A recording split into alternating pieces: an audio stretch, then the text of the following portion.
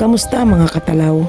Samahan po ninyo akong pakinggan ang isa na namang kwentong ibinahagi ng isa nating tagapakinig na itago na lang po natin sa pangalang Trina. Si Trina po ay ulilang lubos na.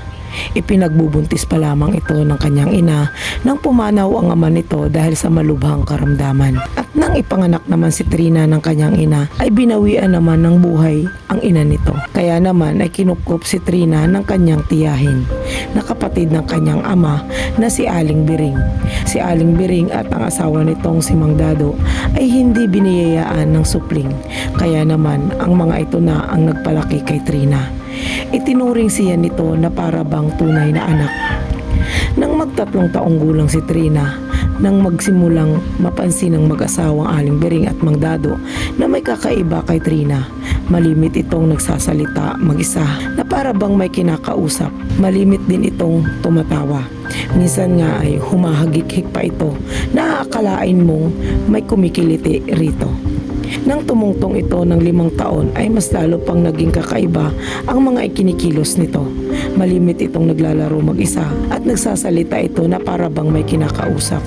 At tuwing tatanungin naman ito ni Aling Biring kung sino ang kausap nito, ang tanging sagot naman nito ay kaibigan ko po. Sabay turo naman nito sa kanyang harapan na siya naman ang nagpapatayo ng mga balahibo ni Aling Biring dahil wala itong nakikitang kausap ni Trina. Dahil sa pag-aakala ng mag-asawa na baka may diferensya sa pag-iisip si Trina, ay ipinakonsulta ng mga ito si Trina sa isang psychiatrist. Pero nang matapos itong isailalim sa mga pagsusuri, ay napag-alamang wala naman itong diferensya sa kanyang pag-iisip.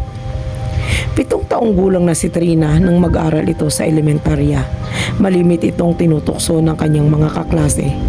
Dahil sa malimit itong nagsasalita mag-isa na para bang may kinakausap. Kaya naman ay lagi itong sinasamahan ni Aling Biring sa kanyang eskwelahan upang sa ganun ay hindi ito matukso ng kanyang mga kapwa mag-aaral. Nang papauwi na ng tahanan si Trina at Aling Biring galing sa eskwelahan na pinapasukan ni Trina, ay nakasalubong ng mga ito ang kumare ni Aling Biring na si Tinay. Binati iyon ni Aling Biring, aniya, "Uy Maring Tinay, kamusta ka na?" "Eto, okay naman Mare," sagot nito kay Aling Biring. "Medyo namamayat kaya ta Mare." "Dieta ba?" Pabirong sambit naman ni Aling Biring sa kumaring si Tinay. "Pero Mare, lalo kang sumaseksi ngayon ha." Dagdag na biro pa ni Aling Biring sa kausap na si Tinay. At ngumiti naman si Tinay. "Maring Biring, ito na ba ang inaanak kong si Trina?" tanong nito kay Aling Biring. At hinawakan nito ang ulo ni Trina.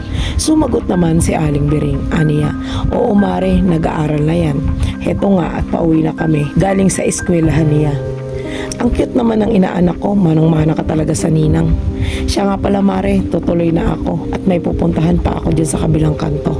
Paalam naman ni Tinay. "O siya, sige, mag-iingat ka kumaring Tinay," wika naman ni Aling Biring.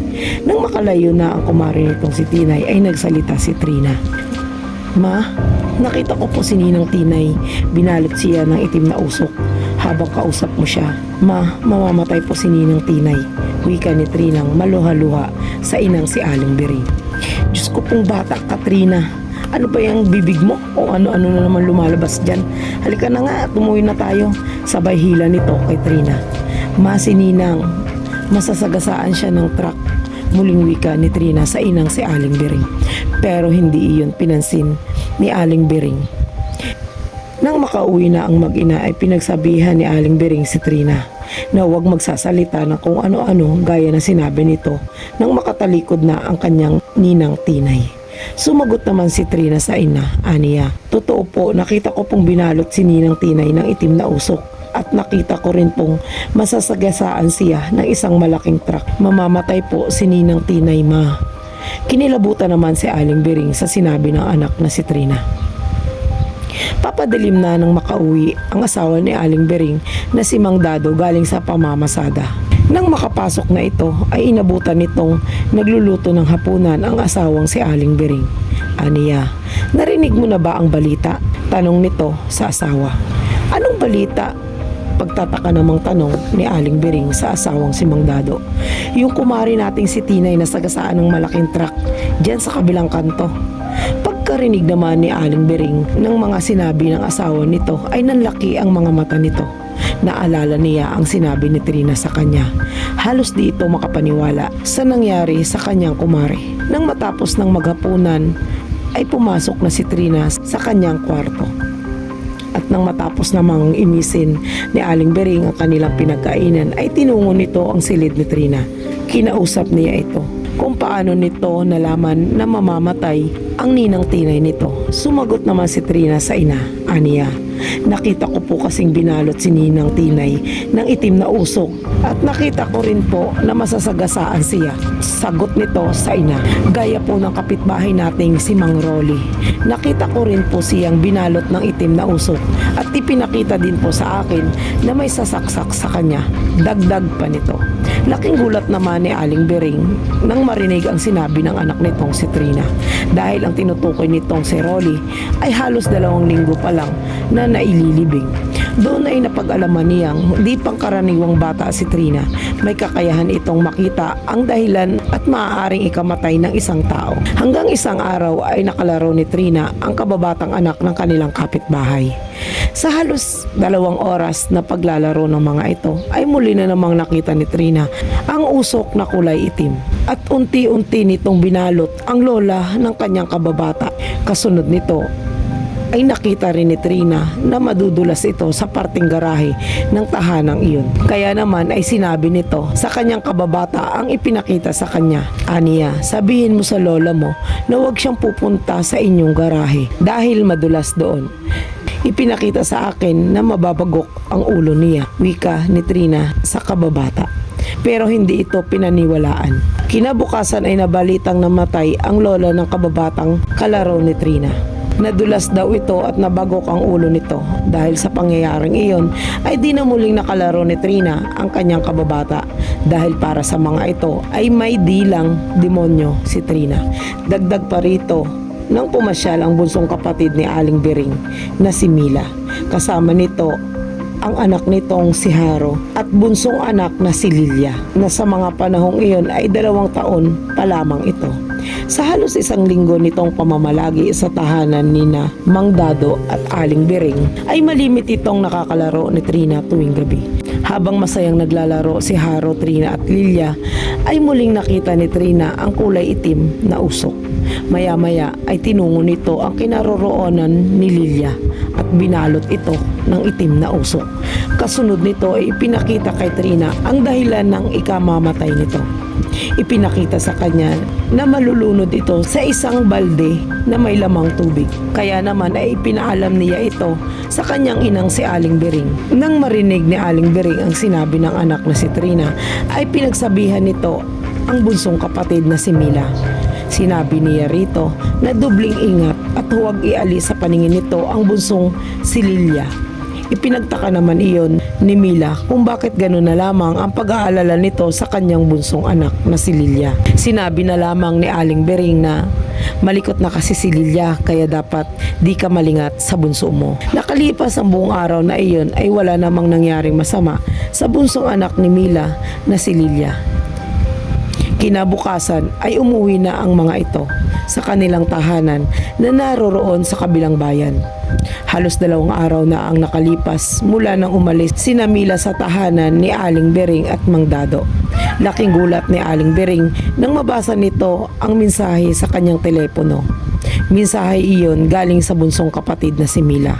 Nakasaad roon, napatay na raw ang bunsong anak nito na si Lilia. Sandali daw nitong iniwan ang anak at may binili lang sa tindahan.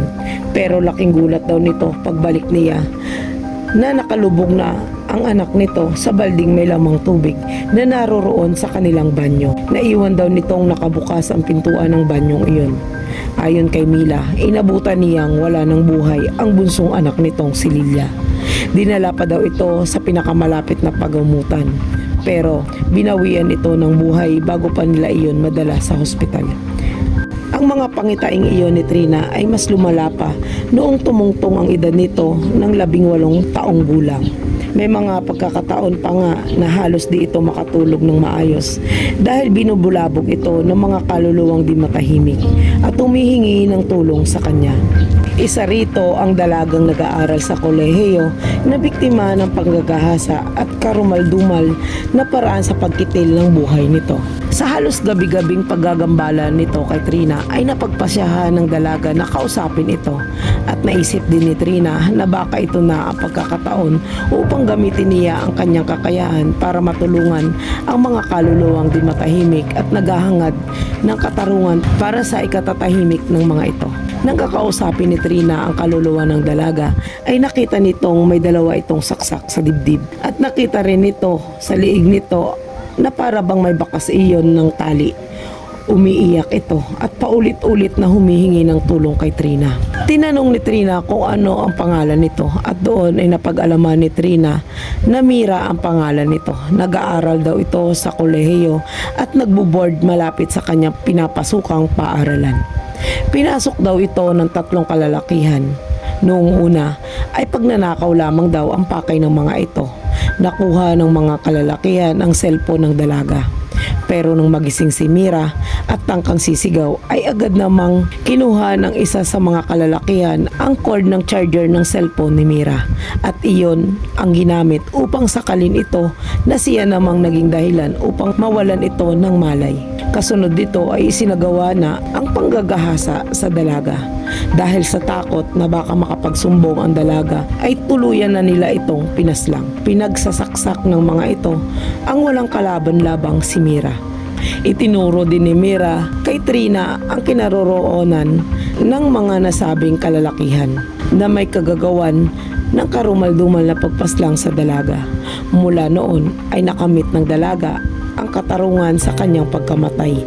Nahuli ng mga kapulisan ang mga ito at isa sa mga ito ang umamin sa krimen na kanilang nagawa dahil hindi ito pinapatulog ng kanyang konsensya at malimit din itong pakitaan ni Mira. Lumipas ang ilang araw nang mabalitaan ni Trina na nabigyan na ng katarungan ang pagkamatay ni Mira. Muli namang nagpakita si Mira kay Trina at sa pagkakataong iyon ay maliwalas na ang mukha nito.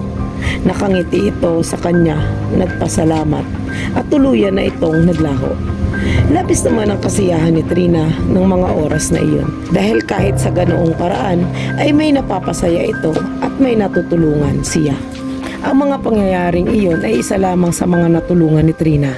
Kalaunan ay naging lapitan na siya ng mga taong gustong makausap ang mga mahal sa buhay na biktima ng biglaang pagkamatay at biktima ng mga krimen na di nakakamit ang hustisya.